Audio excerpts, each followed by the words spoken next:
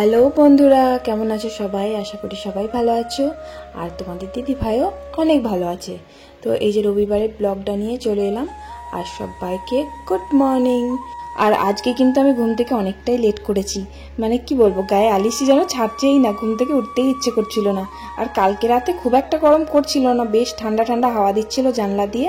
আর বরফের বাটিতে না, ফ্রিজের ডিপে না অনেকটা বরফ দিয়ে দিয়েছিলাম, দিয়ে গামলার মধ্যে জল দিয়ে বরফটা বসিয়ে রেখেছিলাম। সারা রাত ঠান্ডা হয়েছে, ঘরটা দারুণ ঠান্ডা ছিল, বেশ আরামে ঘুমিয়েছি কালকে। তার জন্য ভোরবেলা আর উঠতে পারিনি, এত ঘুমিয়েছি।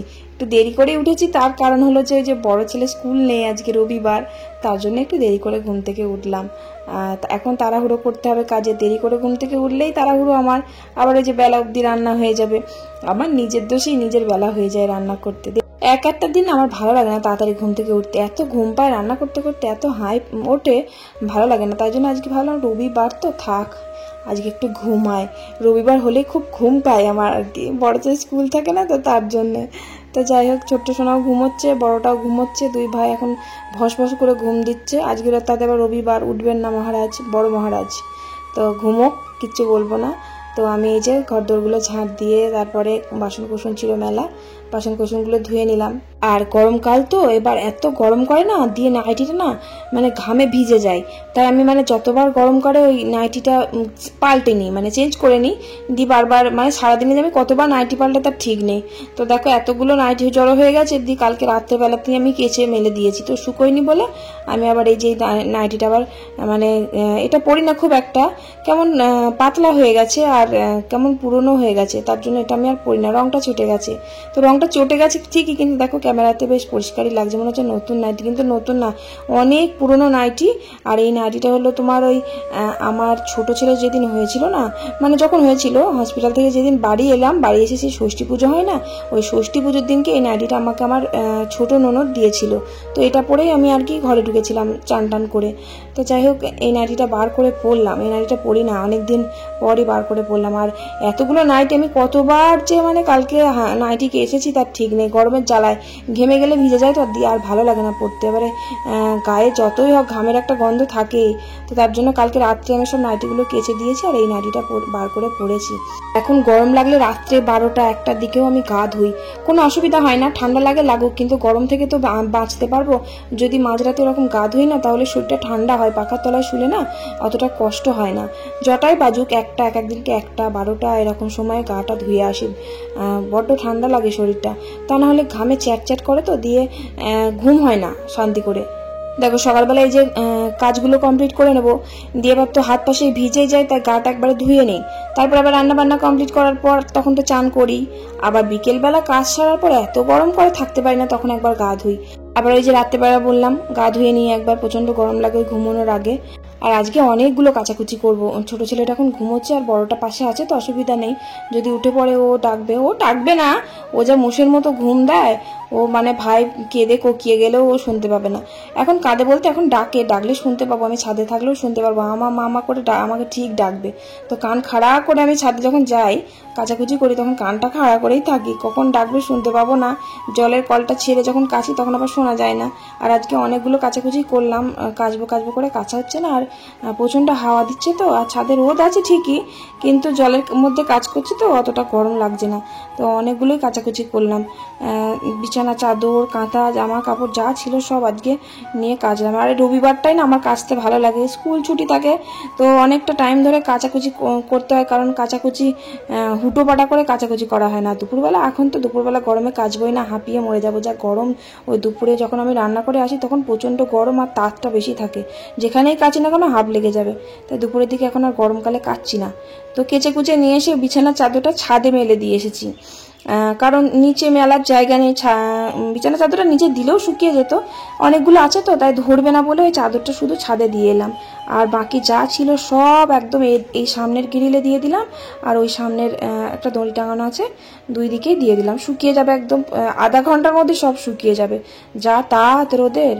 আজকে কিন্তু আমার গুবলু সোনা এখনো ওঠেনি, মানে আমার কত কাজ করলাম বলতো, ঘর ঝাঁট দিলাম, বাসন ধুলাম, তারপরে ঘর মুছলাম, কতগুলো কাচাকুচি করলাম, কিন্তু তাও ওঠেনি, এত ঘুম দিচ্ছে।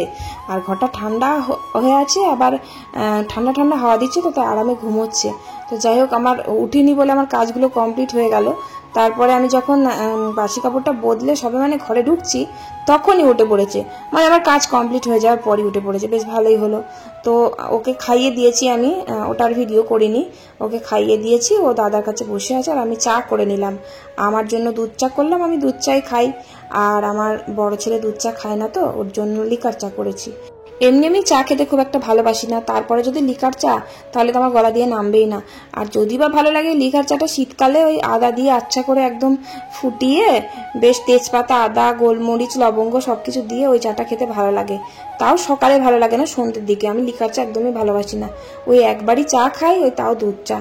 তো মুড়ি খাই আমি, কারণ অনেকটা বেলা হয়ে যায় আমার ভাত খেতে, 11:30 প্রায় বেজে যায় ভাত খেতে। তার জন্য আমি সকালবেলা না উঠে একটু মুড়ি খাই। আর আমি সকাল সকাল ঘুম থেকে উঠেই কিন্তু চাটা খাই না, আমার ভালো লাগে না ঘুম থেকে উঠে চা খেতে। ওই কাজ পুরো কমপ্লিট করব তারপর আমি চা খাবো, আমার গলা দিয়ে নামবে না ঘুম থেকে উঠেই চা। আমার বর কিন্তু প্রায় বকে আমাকে যে আমি সকালবেলা ঘুম থেকে উঠে আগে কাজ করি, চা খাই না বলে। তো বলে ঠিকই, কিন্তু আমি কানই দিই না, কারণ আমার ভালোই লাগে না, আমি খেতেই পারবো না চা। আমার কেমন যেন লাগে, কাজ পুরো কমপ্লিট করে ধীরে সুস্থে শান্তিতে একদম বসে বসে চা খাবো। চাটা খেলাম, খেয়ে যে নিচে এলাম, ভাত বসাতে হবে। আর এই যে দেখো আমার শাশুমায়েরও কাজ পুরো কমপ্লিট হয়ে চান ধান হয়ে গেছে। তো মার সাথে গল্প করছি কি বলতো, আমাদের এখানে না মানে কালকে দুপুরে আমাদের এখানে একটা বল খেলার মাঠ আছে, ওই মাঠেতে মিঠুন চক্রবর্তী এসেছিলেন ওই ভোটের জন্য আর কি। তো সবাই গেছিল দেখতে। তো মা বলছে যে দেখতে পেলাম না। আমি বলছি এত রোদে গরমে অসম্ভব যাওয়া, তো আমাদের ছাদ থেকেই দেখা যাচ্ছিল, মানে হেলিকপ্টারে করে এলো তো, আর আমাদের বাড়ির কাছেই মাঠটা, ওখানেই নামলো। তো পুরো হেলিকপ্টার এসে তো চক্কর দিয়ে তারপরে তো নামে, শটাং তো নামে না। তো আমাদের এখান দিয়ে আমাদের পুরো ছাদের এত নিচ দিয়ে গেছে পুরো, মানে আমি ছাদ থেকে একদম টাটা বাই বাই করেছি, একদম দেখতে পেলাম আর কি। তো সেটাই আমি মাকে বলছি, মা বলছে আমাকে একবার ডাকলে না, আমি ঘুমিয়ে গেছিলাম দুপুরবেলা, তো ওই তখন কটা বাজে 4টে এরকম হবে। তো মা তখন ঘুমিয়ে গেছিল, মা শুনতে পায়নি হেলিকপ্টারের আওয়াজ শুনে। আমি তখন ভাবছি যে ওই যে তাহলে মিঠুন এখন এসে গেছে। আমি যাইনি যদিও দেখতে, তো তাড়াতাড়ি করে আমি তখন ছাদে গেলাম যদি দেখতে পাই একটু। তো ছাদে গিয়ে হ্যাঁ সত্যি করে এত নিচু দিয়ে গেল, দেখতে পেয়েছি। তো মা সেটাই বলছিল যে আমি দেখতে পেলাম না, ছাদে উঠলে দেখতে পেতাম গো। তো এটাই বলা কওয়া করছিলাম। তো যাই হোক, আমি মিঠুন বলে দেখতে চাইনি, আমি বড় অক্ষয় কুমারের ফ্যান। যদি অক্ষয় কুমার আসতো তাহলে ছুটতাম, বিশাল বড় ফ্যান আমি অক্ষয় কুমারের, জানো তোমরা। তো আমার খুব খুব খুব ভালো লাগে আমার অক্ষয় কুমারকে, মানে কি বলবো। আর বাংলার হিরো বলতে আমি জিতের ফ্যান, জিতকে আমার ভীষণ ভালো লাগে। তাছাড়া আর কাউকে আমার ভালো লাগে না, মানে কারো ফ্যান না, কিন্তু সবার সিনেমাই ভালো লাগে। যেমন অঙ্কুশ, আরো অনেক রকম আছে, সব দেব, সবার সিনেমাই ভালো লাগে, কিন্তু আমার ভালো লাগে জিতকে, খুব ভালো লাগে। তারপরে যে দেখো মোটা মোটা আমার প্রিয় ডাঁটা এনেছে। ডাঁটাগুলো কিন্তু কেনেনি, একজন দিয়েছে দোকানে, আমার বরের বন্ধু হয়তো, উনি দিয়েছেন এই ডাঁটাগুলো খাওয়ার জন্য। আমার বাড়িতে হয়েছিল, আমাদের পাড়াতেই বাড়ি। তো ডাঁটাগুলো আজকে ঝাল করব। আর এই যে দেখো মাছ এনেছে, মাছটা ঝাল করব না ঝোল করব আজকে, আলু পটল দিয়ে ঝোল করব, কারণ মাছটা ভীষণ টাটকা, মাছটা ঝোল করলে খেতে ভালো লাগবে। আর মা ওই যে উনুনে চাল দিচ্ছে, ভাতটা আমি বসিয়ে দিয়ে এলাম, চাল টালগুলো একবারে ধুয়ে দিয়ে এলাম। মা আবার আমি যখন রান্নাঘরে যাব তখন আবার মা উঠে আসবে, ঠাকুরের বাসনগুলো মাই ধোয়, পুজোটাও মাই করে। তো আমি যাব রান্নাঘরে, মাছ টাছগুলো ধুয়ে ধুয়ে তখন মা পুজোটা করে নেবে। আবার খিচুড়ি আনতে যায়, ও আজ তো রবিবার, আজকে আবার খিচুড়ি দেয় না, কারণ রবিবারে খিচুড়ি হয় না। মাছটা কেটে ধুয়ে নিয়ে এই যে রান্নাঘরে এসে গেলাম, ভাতটাও হয়ে গেছে, ভাতটা নামিয়ে দিলাম। আর মাছের পেটে একটু তেল ছিল, খুবই ভালো তেলটা, তেল খেতে আমাদের বাড়িতে সবাই ভালোবাসে।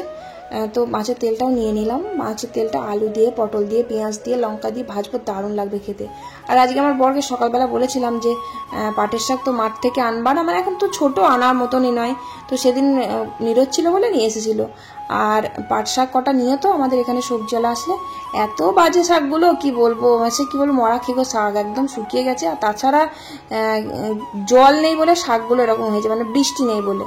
তো শাকগুলো এত বাজে, আমি বলছি এত বাজে যখন চোখে দেখলে তাহলে নিলে কেন, এত বাজে খেতে হবে তা কি বলবো।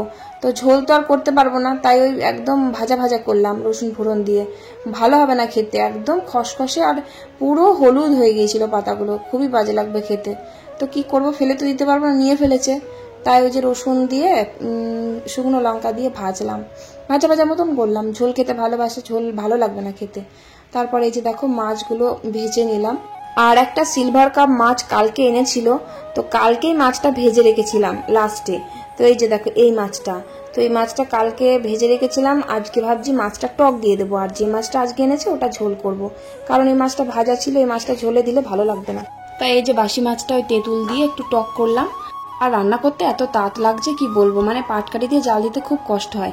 আর কালকে জানো মানে আমাদের বাড়িতে বিশাল বড় একটা দুর্ঘটনা হতে হতে বেঁচে গেছে। জানো কালকে কি হয়েছে, কালকে রাত্রে আমরা না বাজারে গেছিলাম, একটু দরকার ছিল, আমি আমার বর বাজারে গেছিলাম। এবার বাজার থেকে বাড়ি এসেছি সবে মাত্র, তারপরে আমার শাশুড়ি মাও বাজারে গেছিল, মাও বাড়ি এসে ভাতটা বসাতে গেছে। এবার আতপ চালের ভাতটা বসাবে, তাই মানে উনুনে হাঁড়িটা সবে দিয়ে গেছে জলটা বসিয়ে, এবার চালটা ধুতে গেছে। এবার জেঠু বলেছে যে আমি ভাত খাবো, আমাকে ভাতটা দিয়ে যাও। আর উনুনে কিন্তু হাঁড়িতে জলটা দিয়ে গেছে, আর কি গরম হচ্ছে, চালটা দিইনি এখনো, চালটা আনতে গেছে। তো মা জেঠুকে ভাতটা বেড়ে দিয়েছে, এবার চালটা ধোবে, আলুটা কুচাচ্ছিল বসে বসে। তো সেই সময় কি হয়েছে জানো, পাটকাঠি ধরে একদম আগুন লেগে ঝুড়িতে কাঠ ছিল সেগুলো ধরে গেছে, পিড়ে ছিল সামনে, মানে যে পিড়েটাতে আমি ফোনটা রেখে ভিডিও করি সেই পিড়েটাও ধরে গেছে দাও দাও করে। এবার ততক্ষণ মানে এতটাই আগুন লেগে গেছে দাও দাও করে। আর পাটকাঠির ফেসর আগুন, সামান্য একটুখানি যদি আগুন পায় ব্যাস দাও দাও দাও দাও করে ধরে যাবে। আর পাটকাঠিগুলো ওই যে সকালবেলা আমি ভেঙে রেখে দিয়েছিলাম কালকে অনেকগুলোই, তো সেটা পুরোটাই ছিল, মানে জাল দেওয়াই হয়নি, অনেকগুলোই ছিল, সেগুলো সব ধরে গেছে। দিয়ে আমাদের রান্নাঘরের সামনে যে তাঁত ঘরটা আছে না আমার দেওরের, এবার ও তাঁতটা শেষ করে রাত্রেবেলা 8টার দিকে বন্ধ করে বাড়ি যায়। তো তারপরে ওর মানে আমার যা এসেছে তাঁত ঘর থেকে জানলা দিয়ে দেখছে আমাদের রান্নাঘরে দাও দাও করে আগুন জ্বলছে। তখন আগুন আগুন করে ছুটতে ছুটতে এসে ওদের তাড়াতাড়ি করে আমাদের উঠোনে জল ছিল, জলটা দিয়েছে, কিন্তু জল দিয়েও কোনোভাবে আগুনটা নেভাতে পারছে না। তখন আমরা বলছি কি ব্যাপার, উপর থেকে শুনতে পাচ্ছি আগুন আগুন করে কে চেঁচাচ্ছে। আমি উপর থেকে ব্যালকনি থেকে দেখছি বাপ রে বাপ, মানে উপর থেকে এত আগুনের ঝালস আসছে কি বলবো। নিচে গিয়ে আমার ভয় হয়ে গেছে, কারণ মা ভাত বসিয়েছিল, মায়ের কি কিছু হলো নাকি। ছুটতে ছুটতে গিয়ে দেখি একবারে দাও দাও করে রান্নাঘরে আগুন জ্বলছে। দিশে তাড়াতাড়ি করে আবার সে এক বালতি জল ঢেলে দিল কাকিমা, মানে আমার কাকি শাশুড়ি। তো মা তখনও কিন্তু আসেনি, মানে মা চালটা ধুচ্ছে ওদিকে, তাড়াতাড়ি করে এসে মা পুরো থতভম্ব। মা মানে বুঝতেই পারেনি যে এত কিছু হয়ে গেল এই সেকেন্ডের মধ্যে। মানে বুঝতে পারছো পাটকাঠির আগুন কত রিস্কি জাল দিতে গিয়ে। আমরা ধরো বসে থাকি, আগুন লেগে যায়, আমরা তখন তৎক্ষণাৎ মানে নিভিয়ে দিতে পারি, এবার ছিলাম না তার জন্য ওরকমটা হয়ে গেছে। তো যাই হোক, মানে বিশাল বড় বিপদ থেকে আমরা কালকে বেঁচে গেছি। আরও মানে ওই সামনেই কারেন্টের তার ছিল, ধরে গেলে যে কি সর্বনাশ হতো তার ঠিক নেই। আর দেখো এই যে রান্নাঘরে রান্না করতে করতে আমার দম ফেটে যাচ্ছে, কেমন দরবর করে ঘেমে যাচ্ছি দেখেছো, এত কষ্ট হয় সে বলার মতো না। আর উনুনের পাড়ে থাকতে সব থেকে মানে খুব কষ্ট হয় গরমকালে।